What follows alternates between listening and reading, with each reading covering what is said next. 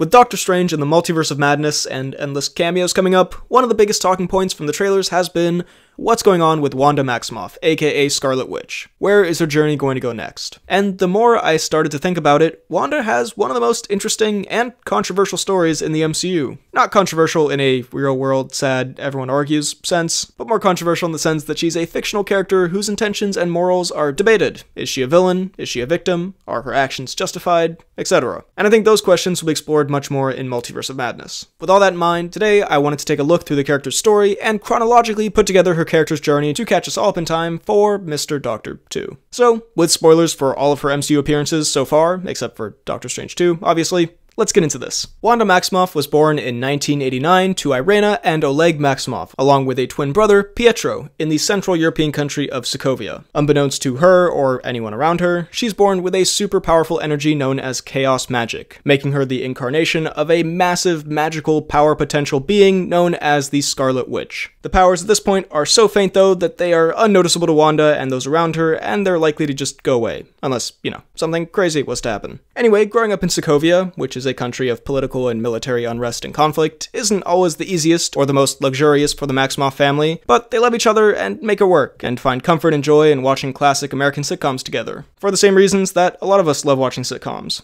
They're fun, easy to watch, take your mind off your problems, and show an albeit unrealistic but idealized perfect version of life. Easy and simple. And this is something that Wanda loves. However, one day, at the age of 10, the first of an unfortunately very long list of tragic events happens to Wanda, as Sokovia's war-torn nature leads to bombings, and one day, while the family is watching an episode of The Dick Van Dyke Show, a shell obliterates their building, and both of Wanda's parents are killed. Her and her brother Pietro survive though, and they manage to get underneath a bed to hide when a second shell hits the building, landing right in front of them. In a torturous tension, the two children lie there for 2 days, waiting at any moment for the bomb to go off and kill them, and for those 2 days, Wanda and Pietro stare at the words written on the side of the shell. Stark Industries. That'll leave an impression on you. Wanda manages to find a tiny sliver of comfort by watching The Dick Van Dyke Show, which is still playing in the background. But yeah, horrible tragedy and trauma. Eventually, she and Pietro are rescued, and they're put into an orphanage in Sokovia, in which at some point they interact with a child with a skin disease. Possible Nightcrawler or Toad or other mutant hint here.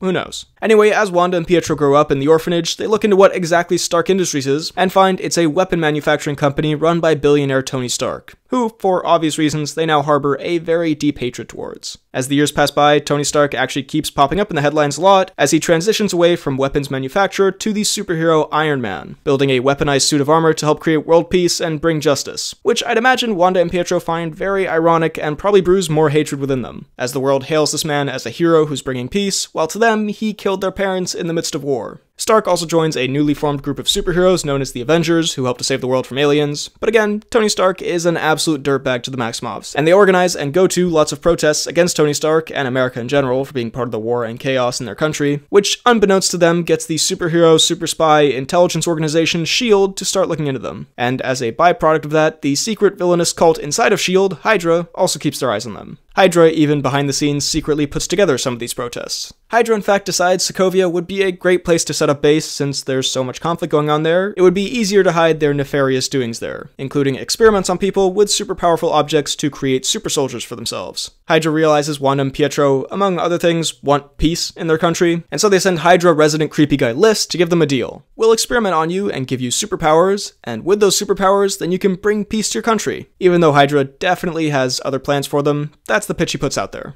Wanda isn't crazy about the idea. She wants peace, but this sounds a bit out there. But Pietro manages to convince her, and they join a few others to be experimented on by List and other Hydra creepy man, but this time creepy man with a monocle, Baron von Strucker. Strucker and Hydra have come in possession of an Infinity Stone, the Mind Stone to be specific, one of the most powerful objects in the entire universe, and they expose the experimentees to it, with all of them dying before its power, with the exception of Wanda and Pietro. In fact, not only does it not kill them, but it awakens superpowers deep within them, which gives Pietro the power of super speed, and in Wanda, it releases the chaos magic within her. Not only does it give her access to it, but it helps develop and reinforce it, and while she certainly does not know the full extent of her power at this point, she now has access to chaos magic, which allows her to manipulate people's minds, create spells and force with red magic, telekinetic powers. Look, the powers are a tad vague, but you get the point. Red magic powers. She can now also become the Scarlet Witch that is known from mythical prophecies as a super powerful magic being who also apparently will destroy the world, but we'll get to more of that later. Obviously, this is a pretty crazy feeling and transformation, and Wanda watches the Brady Bunch afterwards to comfort herself a bit, going back to her safe space of sitcoms. Her and Pietro are kept by Hydra for a while, eventually getting a better grip over their powers, though it takes some time. And a little while later, Hydra has attracted the attention of the Avengers, Tony Stark's superhero team, who come to Sokovia to shut down the whole operation and take back that Infinity Stone.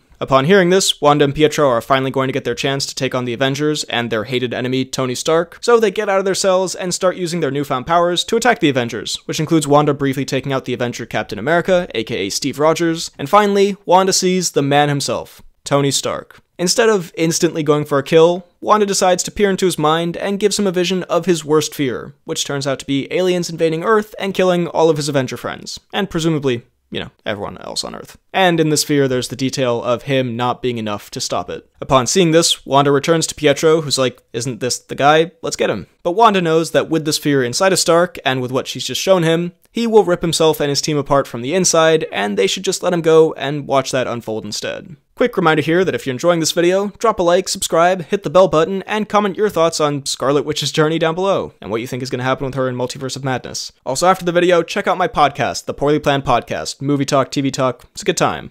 Alright, back to the video. After this whole encounter, Wanda and Pietro head out to the Sokovian capital, where they haven't really been since their whole Hydra stint, and they stay there for a little while. Pietro steals for them and gives stuff to the Sokovian people, especially a woman he's trying to impress. The woman's brother then lets Pietro and Wanda know that Iron Man wants to meet with them, which the twins obviously find a bit strange. When they go to investigate though, they find that it is not Iron Man, but a sentient AI robot known as Ultron, who Tony Stark created to be a protector for the Earth out of his fear of alien invasion. And much as Wanda had predicted, it went horribly wrong. Ultron shares the goal of the Maximoffs of wanting to destroy the Avengers, and in the old Hydra base, he's made lots of little baby Ultrons, aka Ultron bots, to help them with that. He also points out that Wanda specifically can tear the Avengers apart from the inside with her nifty mind powers. Wanda and Pietro explain their tragic backstory to Ultron and agree to team up with him, and the first stop on the trip is South Africa to get some fancy metal, vibranium, for Ultron to upgrade his body. When they get there, they get a couple of signs that Ultron might not be the most stable guy to team up with. Firstly, finding out that he killed Strucker, who I don't know if you could say they liked, but it's someone the twins knew who Ultron just brutally murdered. And he also cuts off this guy's arm for indirectly insulting him. Anyway, the Avengers turn up, and after some words are exchanged between them, a fight breaks out, in which Wanda manages to bewitch/hex the minds of Captain America and two other Avengers, Thor and Black Widow. And she's about to get a fourth, Hawkeye, aka Clint Barton, but he's just a little faster than her and zaps her in the face with this arrow, delivering a one-liner that if she could hear it, she wouldn't really get the reference behind. I've done the whole mind control thing.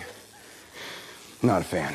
Anyway, Pietro helps her out, and she gets her wits about her, and she manages to get into the mind of Bruce Banner, another Avenger who transforms into an enormous green rage monster, and she sets said rage monster loose on Johannesburg, which occupies Tony Stark while the other Avengers are still out of it. Wanda and Pietro get out of there and meet with Ultron in Seoul, where he's making a fancy new body for himself with that vibranium. He also puts the Mind Stone, which he's gotten possession of, in the body's head for even more power, and starts to transfer his consciousness. While this process is happening though, Wanda is able to get into Ultron's AI robot mind and see that he doesn't just want to kill the Avengers, he wants to kill everyone. Every person on Earth. Extinction. And yeah, her and Pietro aren't on board for that one, so they get the hell out of there. As they're leaving, they see the Avengers fighting Ultron in the city, and decide to join the Avengers side in order to help save innocent civilian lives who would otherwise be killed in the carnage. Wanda specifically helps to stop a train that was sent careening through the city, a bit of a first hero moment for her, and an unsteady truce is made between the twins and the Avengers since they realize they both have good intentions, or at the very least, the common intentions of not letting a robot kill everyone on Earth. Captain America's like, we're getting that vibranium body to Tony, and Wanda's like, how much you want to bet that Tony Stark's gonna screw this all up again? They fly back to New York to Avengers Tower, and that's precisely what's happening. Tony is trying a similar trick of uploading his AI Jarvis into this new body. Cap and the twins are like, you created a murder bot last time, stop it. Tony's like, no, and so there's a bit of a scuffle before Thor bursts in and super lightnings the body, which brings the body to life, creating Vision. Wanda sees this android Paul Bettany AI Mind Stone being for the first time, and is probably thinking, sexy, sexy, sexy.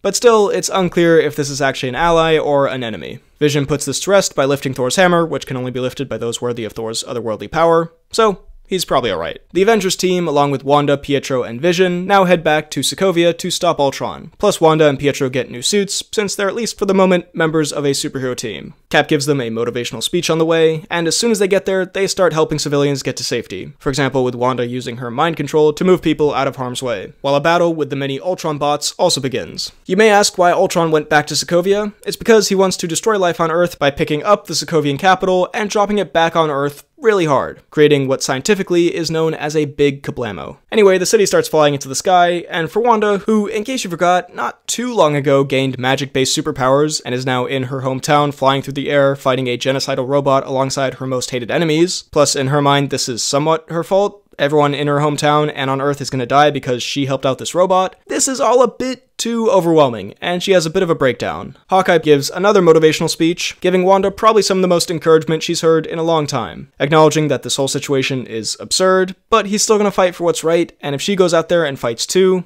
You are an Avenger.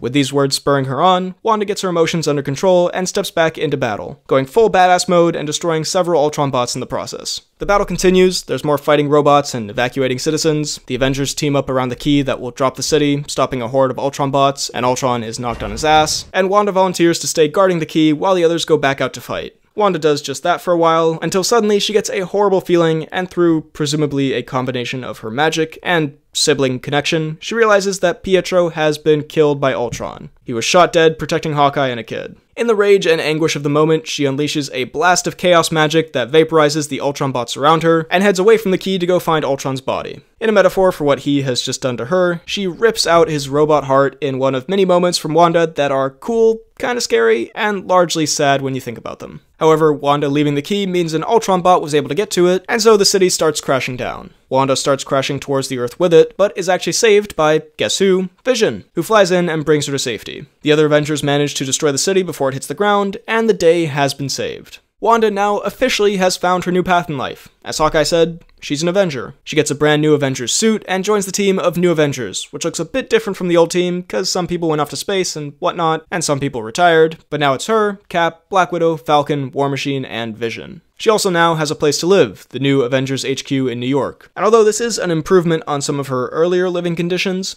she's not doing great. I mean, her brother, basically the only person she had in the world, has died. She's in a new country with these new powers in this weird situation. She feels lonely, and in this loneliness, she once again finds comfort in sitcoms. The one person she's developed the most connection with isn't even really a person, it's Vision, and they start talking more, and he helps her get through this low point in her life. One day they have quite an existential and powerful talk about death and love while watching Malcolm in the Middle, with Vision delivering the line, "What is grief, if not love persevering?"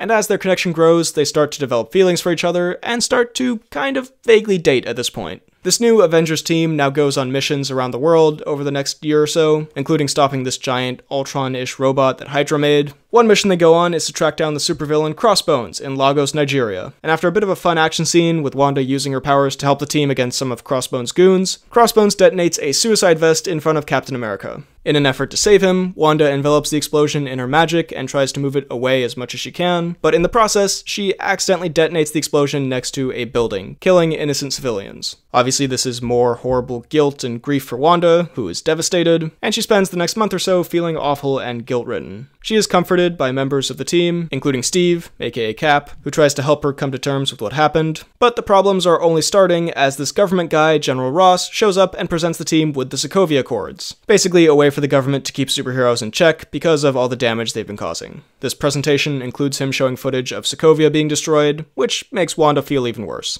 The team is divided on these accords, with about half led by Tony wanting to sign, and the other half led by Cap wanting to remain free agents. Tony brings up a specific innocent person who died in Sokovia and tells his story, causing more guilt in Wanda, but Wanda doesn't really want to sign these accords. I would say she's already been through a lot, has a natural distrust of authority and the government, and probably a little lingering distrust of Tony Stark, and she's not been looked at very favorably by the government or the public, and they're the points that Cap brings up. She's got a lot of thoughts and emotions going on right now. So she stays at Avengers HQ, while the other heroes are out getting up to Civil War stuff. She has a cute and meaningful paprika conversation with Vision over some cooking about the way people fear her and their powers and whatnot, but when she tries to leave, she discovers that Tony has asked Vision to keep her in the Avengers complex, for her safety and also probably other people's as well. Which also doesn't sit very well with Wanda and makes her feel more like a monster that needs to be caged away. One night though, Hawkeye shows up to break her out because teams amongst the Avengers are really starting to form now over these accords. Tony and Cap are in this big thing over Cap's old friend Bucky. It's a whole thing, but basically Hawkeye's come to get her for Team Cap, which he is able to convince her to do by giving her another motivational speech that gets her fired up to go. Sentence. He says some helpful stuff. Vision tries to stop them from leaving, but after a brief and not very competitive fight with Hawkeye, he is subdued by Wanda. Since her powers come from the Mind Stone, which is in Vision's head, she's able to restrain him. He tells her that people will always fear her if she does this, and she's like, well, you know what, they're gonna fear me anyway. I can only control my own fear, I'm done hiding out here. She then, let's say, inconveniences him for long enough for them to get away. On their way to Germany, Hawkeye and Wanda also pick up another superhero, Scott Lang, and on the way, Hawkeye explains the whole situation. They're meeting Team Cap at an airport in Germany, and then flying to Siberia to stop a bunch of evil super soldiers. Cool. Team Cap does meet up, but Team Iron Man is there to stop them, and a big superhero-on-superhero battle begins, which Wanda participates in by dropping cars on Tony Stark, definitely giving Black Widow a concussion and/or a broken back, saving Bucky from another superhero, Black Panther, and yeah, generally helping her team out. Realistically, she probably could have done a lot more damage, but considering they are still heroes and teammates, she can't just unleash the Scarlet Witch power as she does later. And they all sort of hold back a bit so no one gets seriously hurt. You were pulling your punches. She also uses her powers to hold up some rubble so Cap and Bucky can get away before getting blasted with War Machine's sonic blast thing. Cap and Bucky are the only ones on Team Cap who get away, and now that the battle is cooling down, Vision flies over to Wanda and is like, this is awful, I'm sorry, let's never do this again. And she agrees. Also, remember what I said about no one getting hurt? Well, while distracted with his feelings for Wanda, Vision accidentally shoots down War Machine, aka Rhodey, instead of Falcon, which, you know, isn't great. But also, would it have been fine if Falcon got shot out of the sky and, died? Anyway, after this battle, the rest of Team Cap, including Wanda, is imprisoned in the Raft prison out in the ocean, and Wanda, as usual, isn't given the nicest treatment, being locked up in a straitjacket with either a shock collar or maybe some kind of power dampener around her neck. Anyway, she's stuck in this not very comfortable position for a while, until eventually Cap shows up, who's now handled his business, and frees the team. Wanda now decides, you know what? This life is not for me. I'm gonna go live with Vision, who I love, in Scotland in peace. He'll disguise himself as a human. I'm technically wanted for all the Sokovia Accords stuff, so we'll keep a low profile. Let's just hide out and live our lives. Let's do this. And Wanda and Vision do actually get to live a pretty nice, peaceful, romantic life in Scotland for about 2 years. One of the nicer points of Wanda's journey, to be honest. Vision even purchases a bit of land in Westview, New Jersey for them to move to at some point, and live at in the future. They're really in love and getting serious about spending their lives together. However, as we know with Wanda, tragedy is always waiting around the corner for her, and the peaceful, happy life is interrupted when Vision's Mind Stone starts acting up a bit. He starts feeling like it's warning him of something. Wanda says, okay, I guess we can go back to Avengers HQ just to see what's up, have someone check it out. Vision's not crazy about the idea, he just wants to be with Wanda and keep their life, but all of that is interrupted when they see a news report that aliens have come to Earth, which Vision suspects is what the Mind Stone is warning him about. And at that moment, they're attacked by aliens who are in fact there for the Mind Stone. Wanda does her best to defend an injured Vision, but they're ultimately on the losing side of the battle until Cap, Black Widow, and Falcon show up to help them out. They take them back to Avengers HQ. On the way, they get caught up on the situation. This purple alien titan Thanos is coming to get all 6 Infinity Stones, so he can snap half the universe's population out of existence. And one of those stones is in fact in the middle of Vision's forehead. When they get to Avengers HQ, the idea of destroying the stone is brought up, which only Wanda would be able to do given that her powers come from the Mind Stone. However, it could and probably would kill Vision, and Wanda's like, absolutely not. I've already gone through enough. I'm not gonna murder the love of my life and basically the only person in the world I trust and care about. Also, even without having gone through enough. Murdering your husband, basically, you know, not ideal. So the Avengers think, okay, we can go to the home country of that hero Black Panther, Wakanda, because they have super advanced tech and maybe his sister Shuri can remove the stone safely from Vision's head and then Wanda can destroy it. They do just that and the stone removal process begins, but Thanos' enormous alien army then arrives to attack. The other Avengers, along with the Wakandan army, go to battle, while Wanda stays with Vision. However, as she sees how tough the battle is, Wanda decides enough is enough and joins the fray, stopping these 2 giant machines with her powers. Her, Black Widow, and Okoye, a Wakandan warrior, fight one of Thanos' top henchmen, Proxima Midnight, also one of the aliens that attacked her and Vision earlier, and take her out in emphatic fashion. The battle continues, and Wanda is eventually able to find Vision, who had his own battle with one of Thanos' henchmen. The rest of the group comes to their location, and just then, Thanos himself arrives through a portal, fresh off of defeating the other heroes on another planet. He has all 5 other Infinity Stones, and now he's just missing Vision's. The team does their best to hold him back, but he's just too powerful. And so Wanda has to make the truly heartbreaking decision to destroy the stone in Vision's head, with Vision encouraging her to do so. It would save trillions of lives, at least. They call back to a line they said to each other earlier. I just feel you. I just feel you.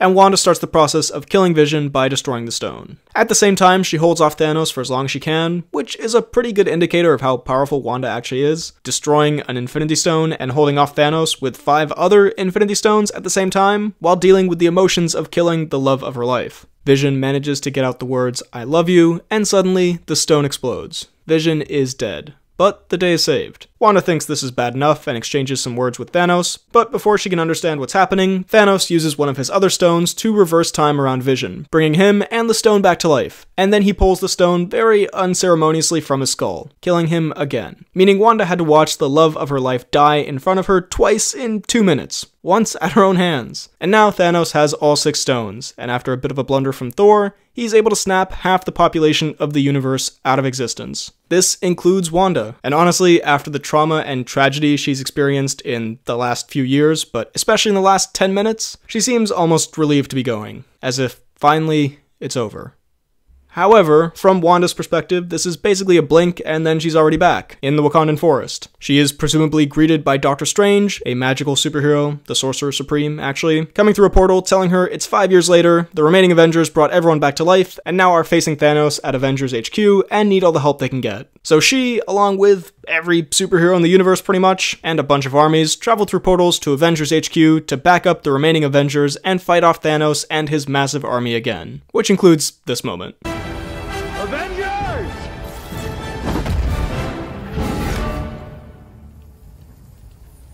Assemble. At some point in this battle, Wanda is actually able to get in front of Thanos, who, remember, for her, murdered Vision just about 15 minutes ago, and she confronts him about how he took everything from her. He tells her that he doesn't even know who she is, which, although she doesn't know it, is actually true for this version of the character, not even just trash talk, but she doesn't care. After a brief scuffle, she picks him up in the air and starts to brutally tear him apart, starting with his armor, but presumably would have kept going to his limbs and flesh if she hadn't been stopped, which again shows Wanda's power and also the deep, violent rage built on pain that's inside her, that we may be seeing more of soon. Anyway, Thanos calls in a massive airstrike that's able to temporarily stop her, and the battle continues, with Wanda holding back a giant Thanos army slug Leviathan, and also helping out teenager Peter Parker, aka Spider-Man, along with all the other female Avengers, who gather all together for one moment of the battle. The battle wears on, but eventually, Tony Stark is able to get a hold of all 6 Infinity Stones himself, and he snaps his fingers to wipe all of Thanos' army out of existence. The battle is won. This whole Thanos Infinity War is over, and Tony Stark is killed in the process. Even Wanda, who hated Tony Stark more than anything in the world for a large part of her life, recognizes the heroic sacrifice he made and kneels in his honor alongside everyone else on the battlefield.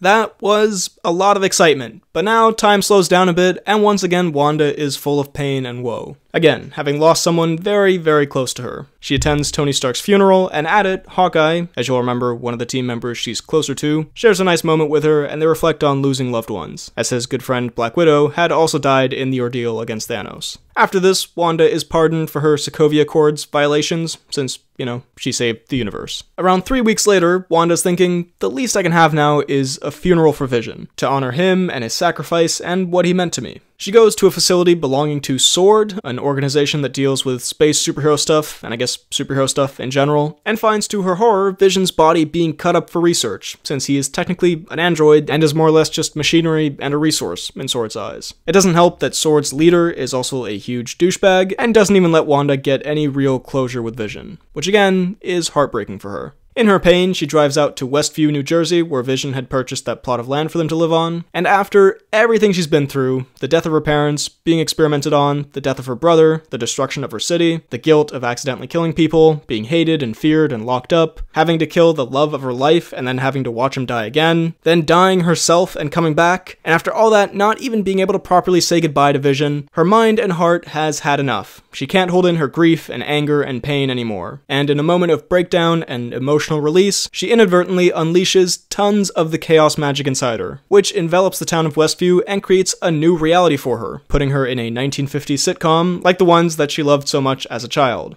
With sitcoms being one of the few things that have comforted her throughout her life, this is the way her mind and heart and powers are combining to try to protect her from more pain and loss and suffering, and to deal with everything that's happened. And although she initially doesn't do it intentionally, she now is in this much nicer, perfect, ideal reality for herself. And her chaos magic also creates a version of Vision for her as well. And now Wanda can live in this new reality. Now, while deep down she probably knows somewhere that this is wrong, and she shouldn't be using her powers for this, and she is taking control of other people's lives, a whole town's worth in fact, it's hard for her to see that when she's finally gotten what she's always wanted. A carefree, hijink-filled sitcom world with her husband, where all the problems are silly and solvable, and everything ends up okay in the end. And so she does just that, living in this world of her creation, in which she controls everyone and everything in the town, in a sense. Although it's kind of subconscious, kind of not, like she knows what she's doing, but she's not fully letting herself realize the extent of it. It's something like that. Anyway, the peaceful sitcom life kicks off. There are lots of tropes like the classic nosy neighbor, Agnes in this case. There are fun gags. Yes, it isn't a perfect system. Occasionally the reality starts breaking a little and people start asking questions or acting out of character or weird stuff happens, but it's pretty good for now. The show, reality, transitions to the 1960s next with a fun magic show episode. However, now Wanda starts noticing some more strange stuff that's not supposed to be there. A drone from S.W.O.R.D. in color, voices coming over the radio asking if she can hear them, blood in color, this weird beekeeper S.W.O.R.D. guy. But again, just move past it. Let's keep having a sitcom, fun, peaceful life. Wanda also befriends a woman in the town named Geraldine, and the show transitions to a 70s sitcom. This new version of Vision is starting to notice some of this weird stuff going on though. But anyway, Wanda ends up pregnant, which in this weird sitcom magic reality progresses very quickly, and within about 10 minutes, she ends up giving birth to twin boys, Billy and Tommy. However, after this, Geraldine starts talking about Ultron and Pietro's death, and Wanda's like, nope, that is not the vibe in here. Also, you have a sword symbol on you.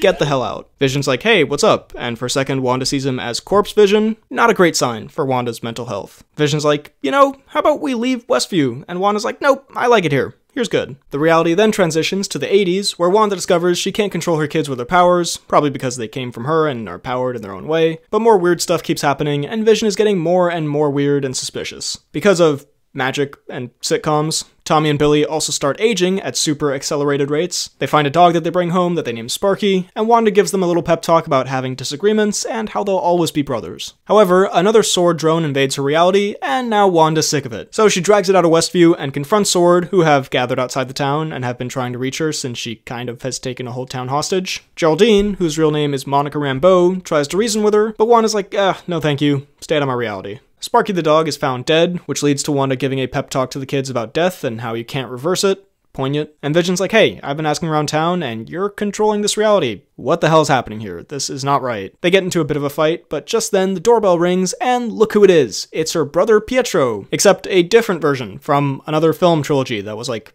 50% good, maybe? Anyway, he's now hanging out with the family, and the reality transitions to a 90s-style sitcom for a Halloween episode in which Wanda and Vision are a Sokovian fortune teller and a Mexican wrestler. Vision is still suspicious, so he goes off to do his own thing, and Wanda takes the boys trick-or-treating with Pietro, during which they start to manifest their own powers of super speed and telekinetic Wanda-style abilities. When Wanda has a second, she's like, hey, how are you here? Why do you look different? What's happening right now? And Pietro counters with some vague explanations and his own questions about this reality that Wanda's built. I don't know, something's kind of off about him. And during all this, she also has another corpse flashback moment. Wanda suddenly hears Vision is in mortal danger, so to save him, Wanda uses her powers to expand her hex reality around Westview. The reality now moves to a 2000s Modern Family style, but stuff is starting to come apart now. Reality is glitching pretty often, and Wanda's just not in great shape mentally. Vision's off somewhere, Agnes is taking care of the kids, and Wanda's having a bit of an internal crisis, which is manifesting itself in her reality. Monica shows up back in the town to talk to Wanda about S.W.O.R.D. and all that's happening, but Wanda, even though deep down she does like or trust Monica a bit, is like,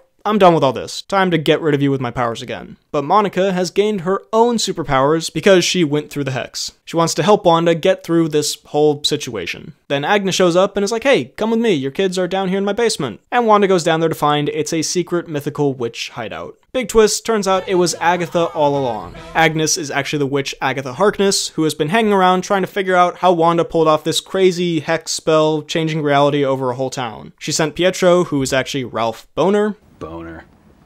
She killed Sparky. She did a bunch of stuff. It was Agatha all along. There was a whole theme song. Anyway, Wanda's desperate to get her kids back, so she agrees to look through her memories with Agatha to try and find the answer to how she created this reality. Which, through all this reality manipulation and pain and grief and whatnot, she actually doesn't know consciously, in case I hadn't made that clear. Also, in her creepy basement, Agatha has the Darkhold, this powerful magic book that's been around the MCU quite a bit. Whether all this stuff is canonical anymore, who knows? Also, in her creepy basement, she's put runes all around which stop Wanda from using her powers. Wanda will note that down for later. Anyway, after that trip down memory lane and realizing it was her anger and despair that created all of this, Wanda gets outside to find Agatha holding her kids hostage. Agatha tells Wanda she's the mythical, super powerful, chaos magic being known as the Scarlet Witch, with the power to create reality, more powerful than the Sorcerer Supreme. Guess we'll find out soon. And she is also destined to destroy the world. I guess we'll also find out about that soon. Wanda doesn't have much time to take this in and starts fighting her, but soon realizes that Agatha is trying to steal all of her magic away from her so she can have that unbelievable power. She tries to cut Wanda a deal. She'll let her stay in Westview if she gives over the power and actually fix Westview in this whole hex reality so it isn't always glitching, but Wanda keeps fighting.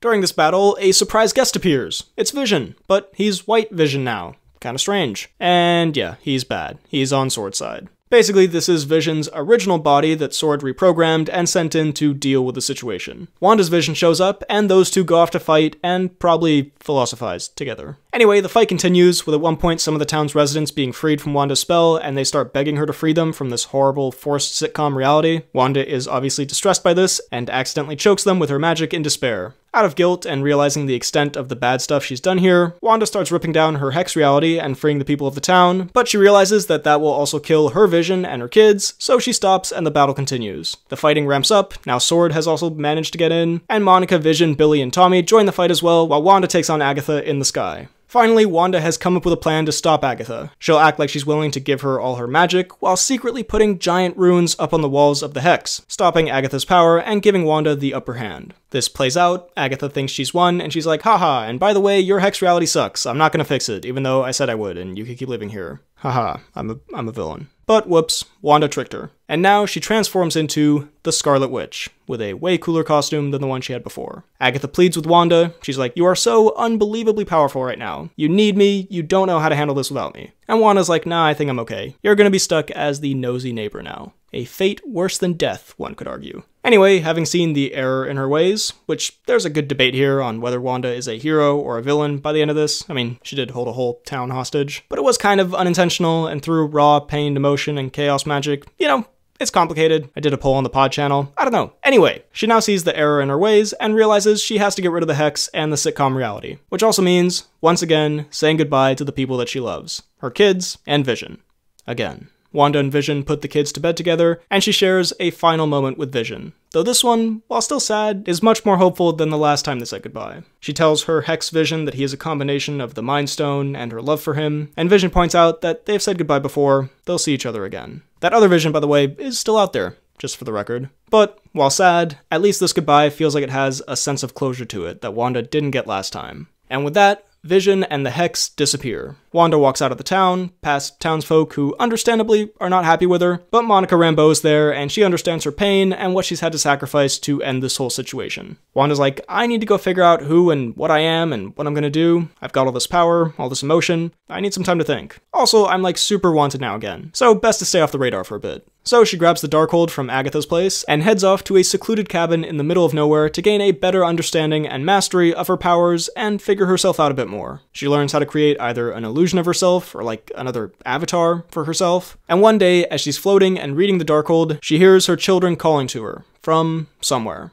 Her mind, the multiverse, somewhere. And that is where Wanda Maximoff's journey up to this point ends, and it's from that point that we'll meet her in a few weeks in Doctor Strange in the Multiverse of Madness. And there you have it. Another MCU character chronology. Wanda Maximoff's MCU journey, so far. I knew she was a tragic character before this, but I didn't realize how much pain and suffering she'd gone through before putting all of this together like this. She has had a tough time in the MCU, more so than pretty much any other major character. And it doesn't look like that's gonna end in Multiverse of Madness. I mean, it looks like she may be going full villain at this point, might kill everyone, who knows. Regardless, now you're caught up, hope you enjoyed it. So, that was Wanda Maximoff, aka the Scarlet Witch's MCU journey in chronological order. Also, shout out to the MCU wiki, that obviously I haven't just taken from word for word, but definitely helped clear up some points for this video, and my previous chronologies as well. Anyway, what do you think of her journey? Do you find her to be a sympathetic character, an inspiring one, a villainous one who made mistakes that are understandable, one that is irredeemable? Whatever it is, let me know. And where do you think her character's gonna go in Multiverse of Madness? Let me know in the comments down below. While you're at it, be sure to like this video, check out my Instagram and Twitter at BHL_Hudson, my TikTok at BHLHudson, my Letterboxd at RealBHLHudson. Check out this podcast that I do with a friend of mine where we talk about movies, TV shows, a bunch of nonsense. It's called The Poorly Planned Podcast. And subscribe for more videos like the one you just watched. Thanks for watching, and I'll see you next time.